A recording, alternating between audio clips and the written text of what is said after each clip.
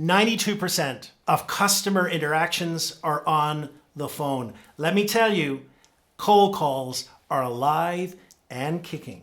And what's more, 72% said in the last 6 months they have taken a cold call. So today, we're going to explore how do you improve your active listening skills on the phone.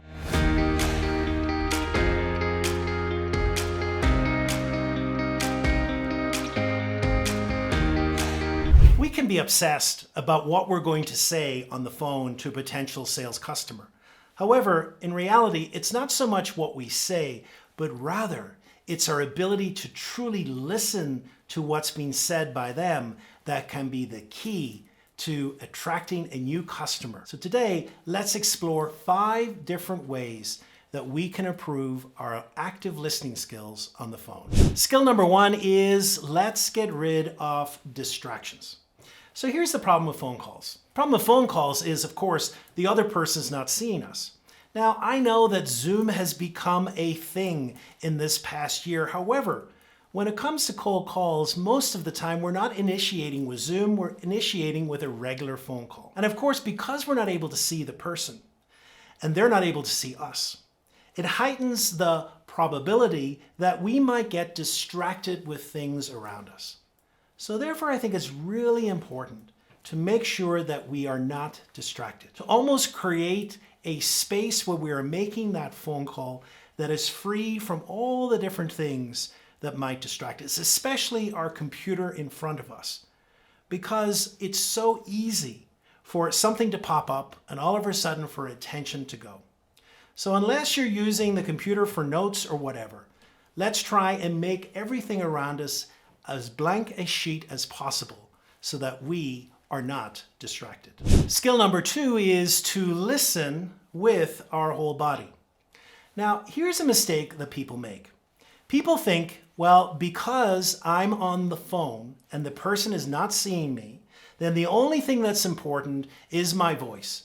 It doesn't matter what way I sit or whatever. But you know, in reality, that's just not true because everything impacts our voice. So in other words, if we're sitting slop-sided on a chair or whatever, it's going to impact the way that our voice is projected on the phone. Why? Because strong voices are caused by oxygen, which comes from good breathing, and secondly, space. And so in other words, we want to have a good posture on the chair because that's going to impact both the presence of our voice, but also our ability to be attentive to the other person. We also want to have a smile on our face. Just as if we were dialoguing with a person in front of us, a smile creates warmth to that other person, but a smile also adds a little bit of warmth to our voice. So it's best to say that you should act in the same way on the phone as if a person is in front of us.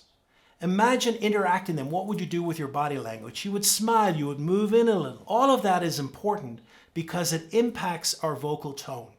And what we want to create is a memorable voice to the other person, and we want them to feel that we are fully engaged with them. The third skill is to know your listening barriers.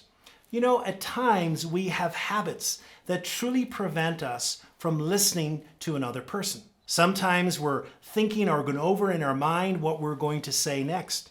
Sometimes we can't help ourselves but butt in because we've got a point that we want to bring in. But no matter what it is, all of us have different barriers which prevent us from being attentive in the moment.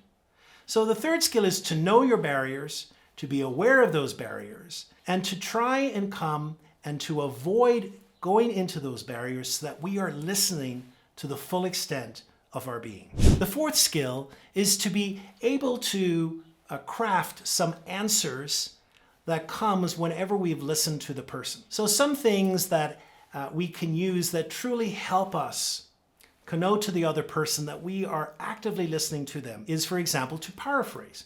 So whenever we've listened to a person and they've said something, instead of just moving on in the conversation, to take a moment to stop and to say, you know, here's what I think I heard you say, and to paraphrase what they said. It's really interesting because sometimes the person will say, well, actually, you know what?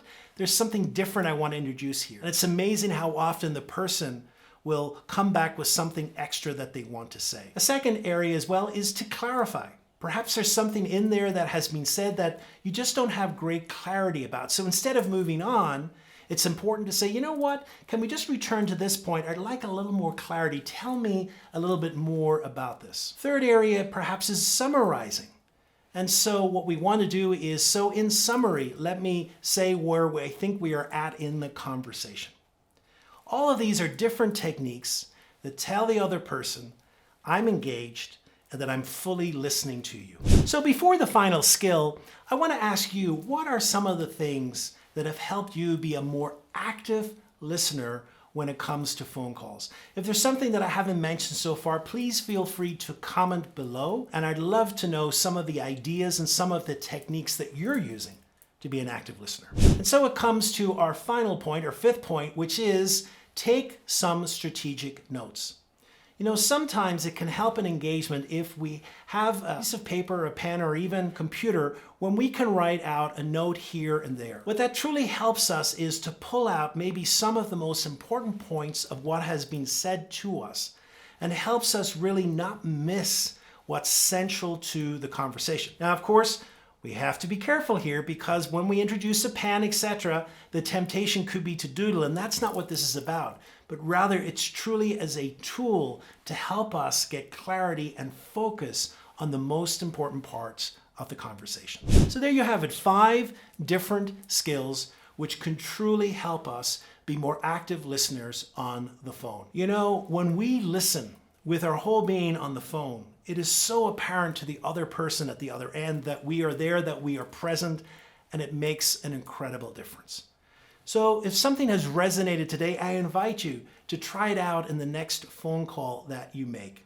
And if you've enjoyed today's video, I invite you to watch the next video, which looks at the different barriers that we might have when it comes to listening.